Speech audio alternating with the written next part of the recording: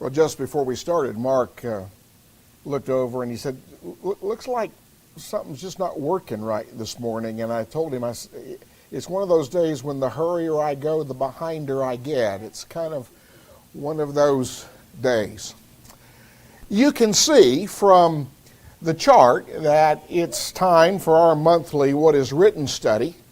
The members here know that once a month I address various questions that you have about various Bible topics. And so here's the question that we want to focus on this morning. Does Paul allow divorce and remarriage if an unbeliever divorces a believer? In other words, if a Christian is deserted by his non-Christian mate, does the Christian then have the right to remarry? The passage that we need to look at is found in 1 Corinthians chapter 7. And we'll begin reading in verse 12. But to the rest, I, not the Lord, say, if any brother has a wife who does not believe and she is willing to live with him, let him not divorce her. And a woman who has a husband who does not believe, if he is willing to live with her, let her not divorce him. For the unbelieving husband is sanctified by the wife, and the unbelieving wife is sanctified by the husband. Otherwise your children would be unclean, but now they are holy.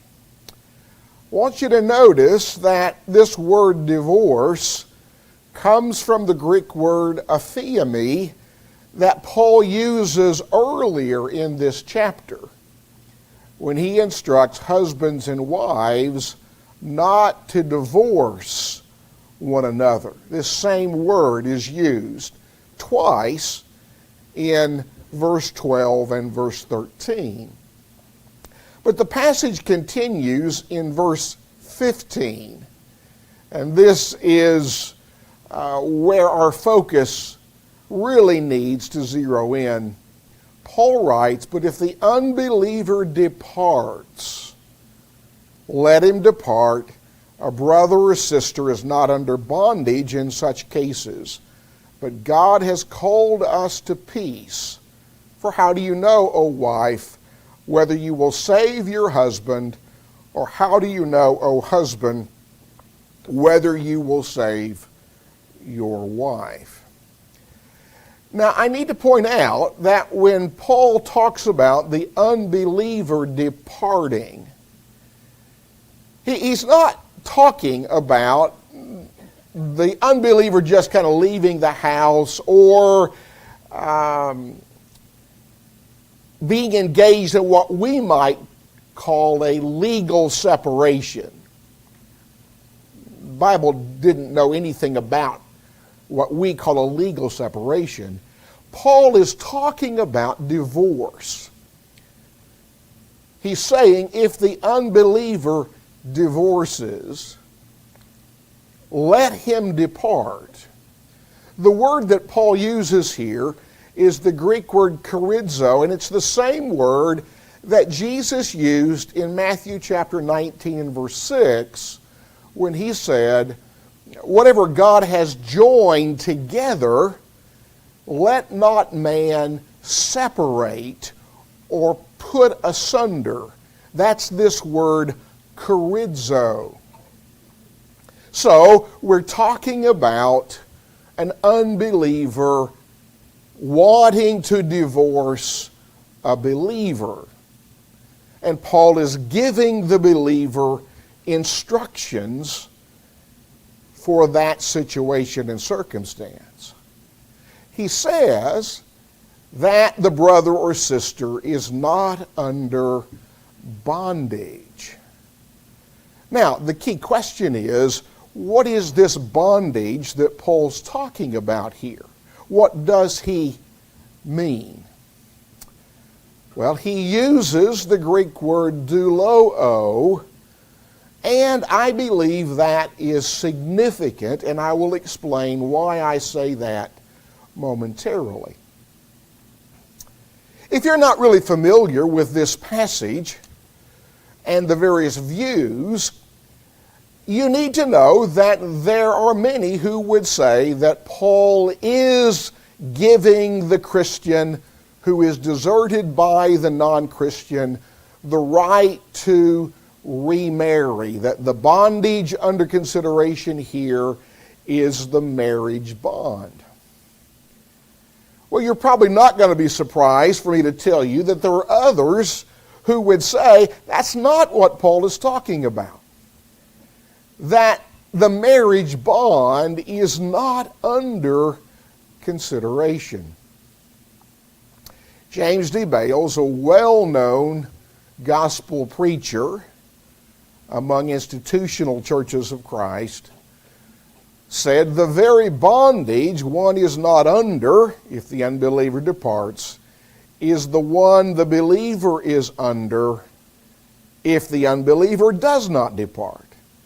And the only bondage the believer is under in respect to the unbeliever is the marriage bond. Now, it took him a while to say that he thinks that the bondage in this passage is the marriage bond. And therefore, when Paul says that the believer is not under bondage, he's no longer bound by the marriage bond to the unbeliever who leaves. Well, there's two key terms that we really need to pay attention to as we address this particular question. There is the word bound that comes from the Greek word deo, and you'll notice it's a different word than doulo. That word is used by Paul in Romans chapter 7 and verse 2 when he says, "For the woman who has a husband is bound by the law to her husband as long as he lives. When the husband dies, she is released from the law of her husband." I believe that it's pretty clear that here, when Paul uses the word bound, he's talking about the marriage bond.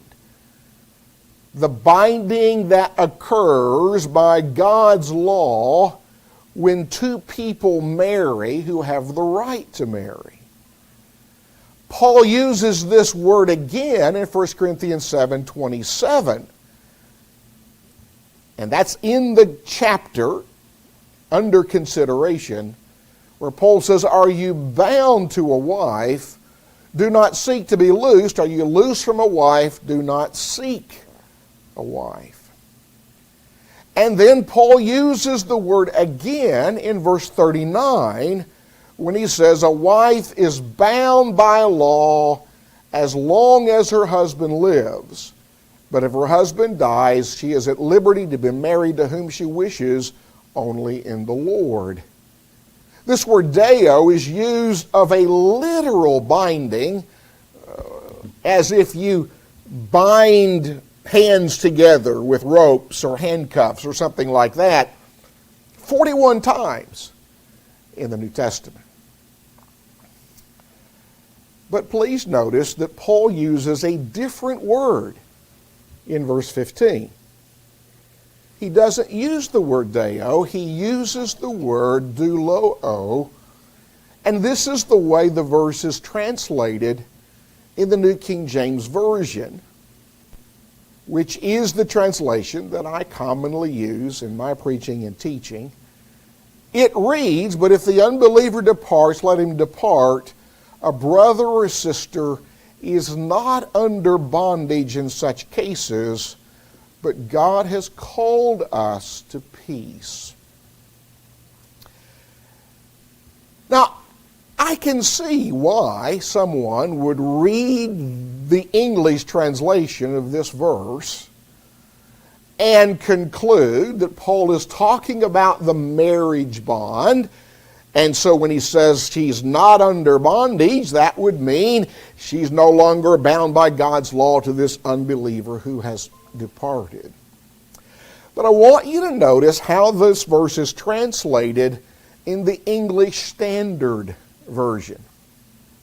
It reads, "But if the unbelieving partner separates, let it be so. In such cases, the brother or sister is not enslaved. God has called you to peace." Now, here's my question for you to think about. If you were reading the English Standard Version translation of this verse, and you read where Paul says that the brother or sister is not enslaved, would you think that he's talking about the marriage bond?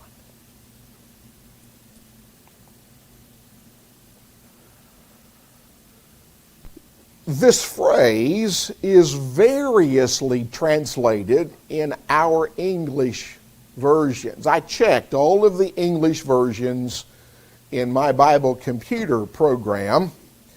Several read not under bondage or not bound or no longer bound, not been put under bondage. I found a couple that rendered it free to act or free. And you'll notice that I changed the color on the chart, and I did that because I just don't think those are good translations at all. That's not what Paul says. But I want you to notice that there are other translations that read not enslaved, not under servitude, not in subjection, is no slave. One translation says you don't have to hold on desperately, does not have to stay married. And the Wycliffe translation, now we're going back to the, 1200s or 1300s, and I don't even know how to say that. Not subject to surrage. That's Old English or Middle English, or it's not modern English, is it? So there are several translations that use words like enslaved or something like that. And when you look at the way the word doulo is used in Scripture, it's always used, unless 1 Corinthians 7:15 is an exception, to talk about some kind of slavery or enslavement.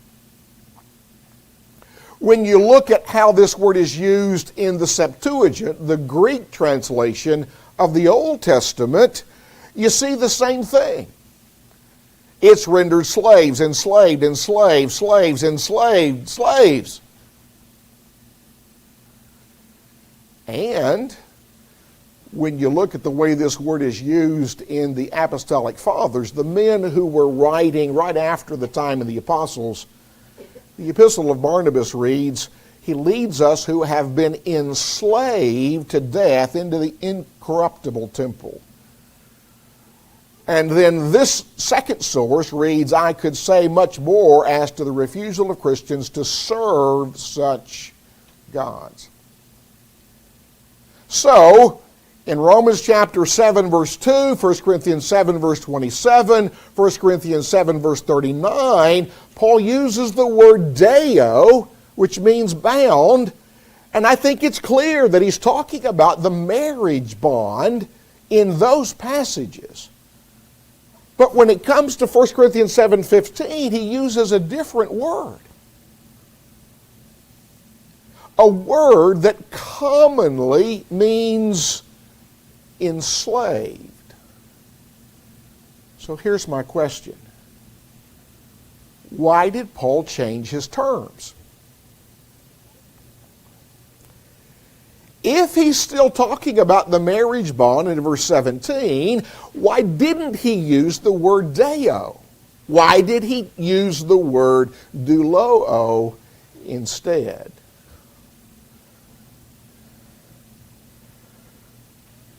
When you look at what this word means, BDAG, the standard Greek English lexicon, says that it means to make someone a slave, enslave, to make one subservient to one's interest, cause to be a slave.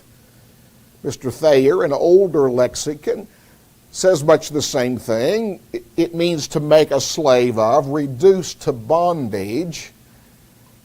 When you look at the definition of the word deo, BDAG says that it means to confine a person or thing by various kinds of restraints, bind, tie. But it gives us the third definition, to constrain by law and duty, bind.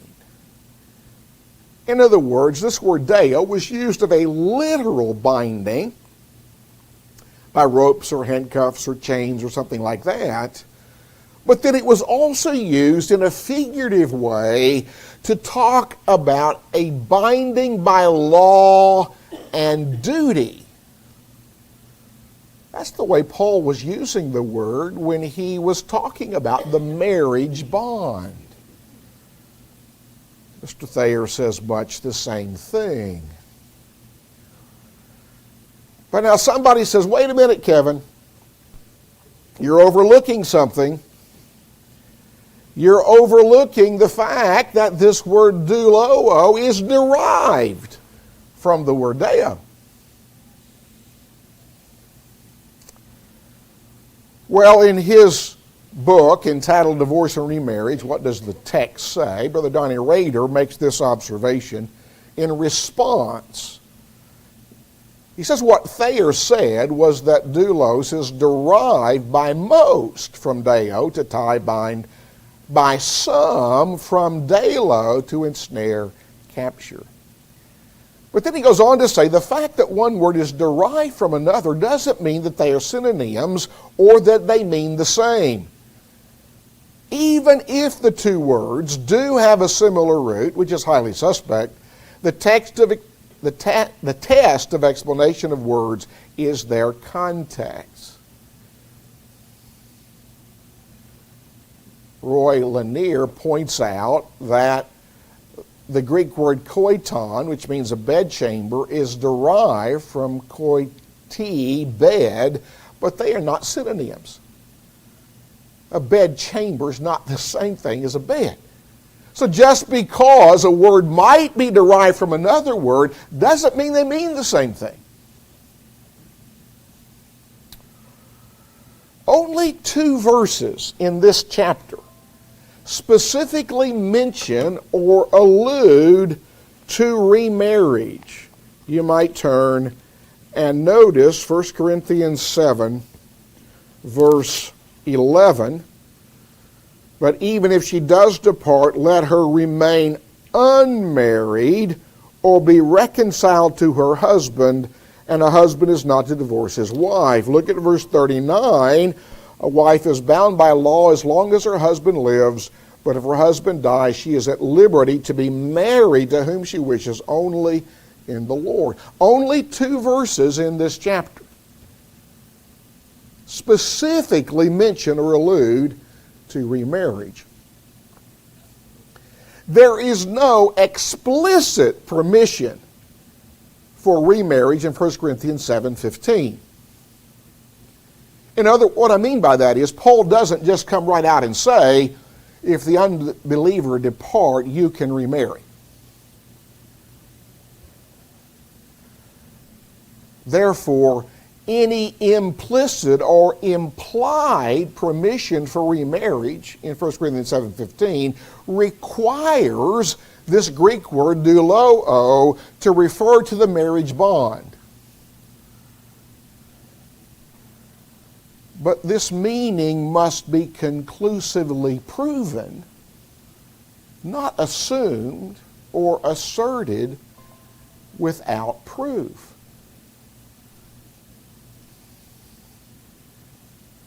An older commentator the name of Neander says, the apostle only means that in matters of religious conviction, one person cannot be the slave of another.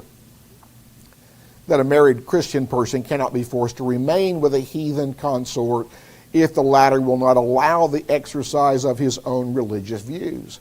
Under such circumstances, separation should be allowed, but concerning liberty to marry again, nothing is here said. I think he's right.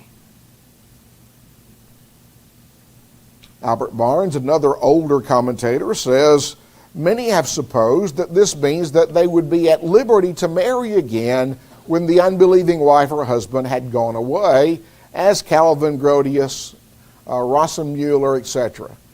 But this is contrary to the strain of the argument of the apostle. The sense of the expression is not bound, etc., is that if they forcibly depart, the one that is left is not bound by the marriage tie to make provision for the one that departed, to do acts that might be prejudicial to religion by a violent effort to compel the departing husband or wife to live with the one that is forsaken, but is at liberty to live separate and should regard it as proper so to do. Caverno says, but Paul has not said in that verse or anywhere else that a Christian partner deserted by a heathen may be married to someone else. All he said is, if the unbelieving departeth, let him depart. The brother or sister is not under bondage in such cases, but God hath called us in peace. To say that a deserted partner hath not been enslaved is not to say that he or she may be remarried. I think he's correct. So, I think we need to ask the question, how is the believer not under bondage or not enslaved? Well, he's not obligated to abandon his faith to maintain that marriage. He's not obligated to violate his conscience. The Testament clearly teaches that we can't do that. He's not obligated to fulfill marital obligations, to render due benevolence, as the old King James Version reads. He's not obligated to keep the marriage together. In other words, to fight tooth and toenail to keep this marriage together when the unbeliever doesn't want it. He's not obligated to keep trying to convert this unbelieving mate.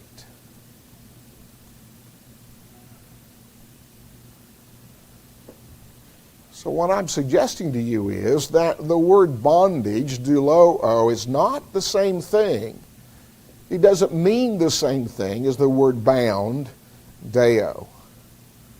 Again, I would ask the question, why doesn't Paul, if he's talking about the marriage bond, why doesn't he use the word deo in verse 15? Therefore, this expression, not under bondage, doesn't equal may remarry.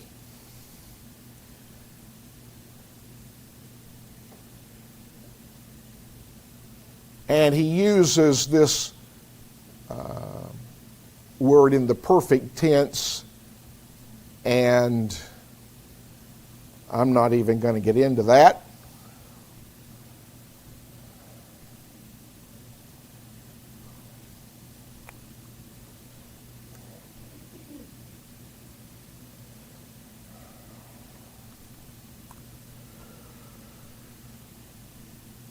Not under bondage or not enslaved supports Paul's instruction to let him depart. Notice, Paul does not say to the believer, if the unbeliever doesn't want to be married, you can divorce him. He doesn't say that. He says, let him depart. Let him divorce you if that's what he wants to do.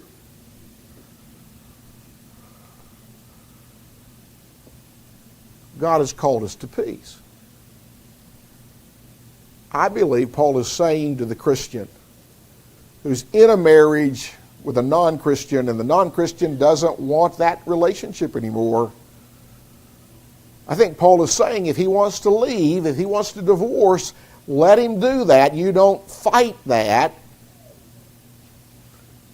because God has called us to peace. Not under bondage does not necessarily imply you may remarry. And then I would suggest to you that this interpretation demands illogical conclusions.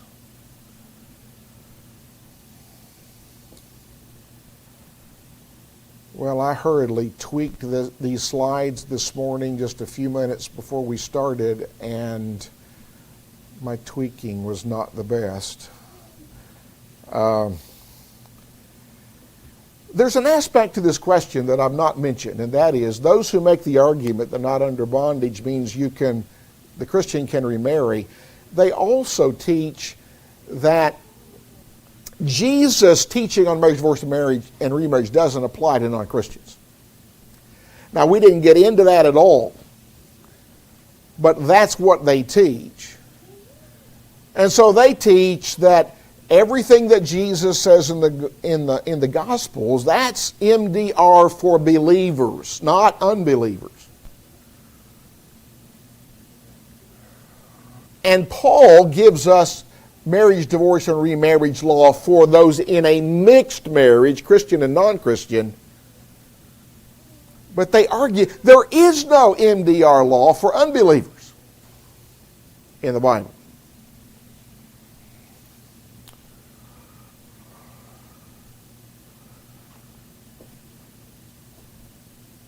Well, if Jesus' statements on marriage apply only to Christians, and this phrase, not under bondage, means free to remarry, as some claim, then look at the consequences. What does this mean? Well, if you got two believers married, then they can remarry if one mate dies or if one mate commits fornication.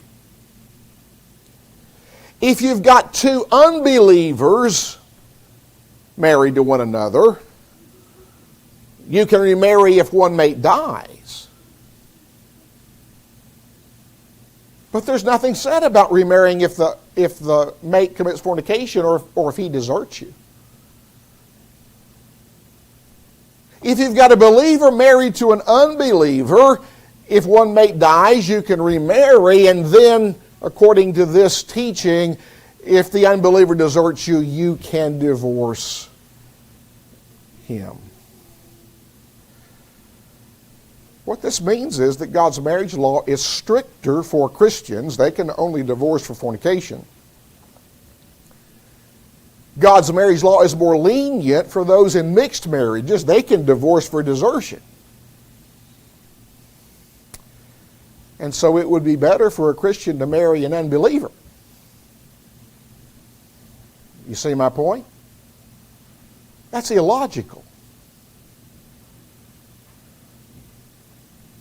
According to this teaching, Christians may divorce for fornication and remarry.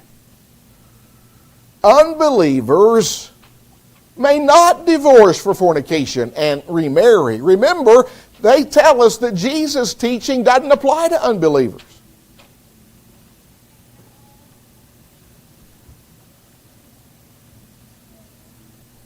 And so a divorced Christian would commit adultery only if he remarried another Christian.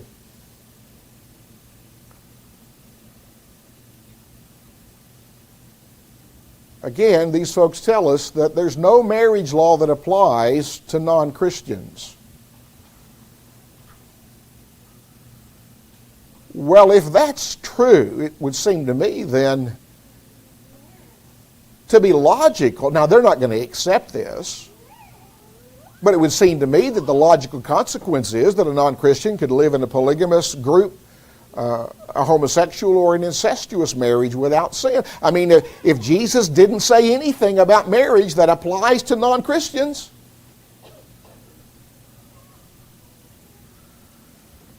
After all, folks, remember, sin is the transgression of law.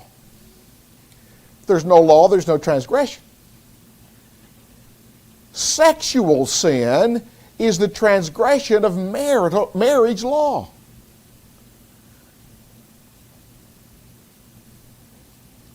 Fornication and adultery is a violation of marriage law. Homosexuality is a violation of marriage law. Well, if there's no marriage law for the non-Christian, then why can't unbelievers engage in all these things? It means that a Christian in a mixed marriage could not divorce his unbelieving mate for fornication. Remember, they say Matthew 19:9 only applies to Christians.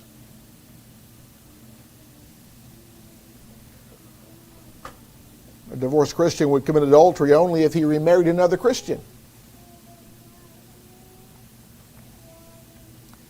So a Christian can marry a divorced non-Christian, but not a divorced Christian.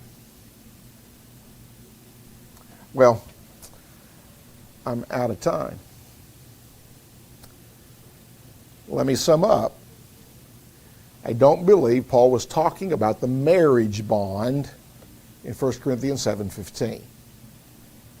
I believe he was saying that the Christian is not enslaved to a non-Christian who doesn't want to stay in that relationship. And Paul is telling the Christian, you can let him depart or let him divorce if that's what he wants to. But Paul does not say anything about the right for the Christian to then remarry. Well, I hope I've clarified some things, but if I have muddied the water, then I'll be happy to answer any further questions that you might have. Thank you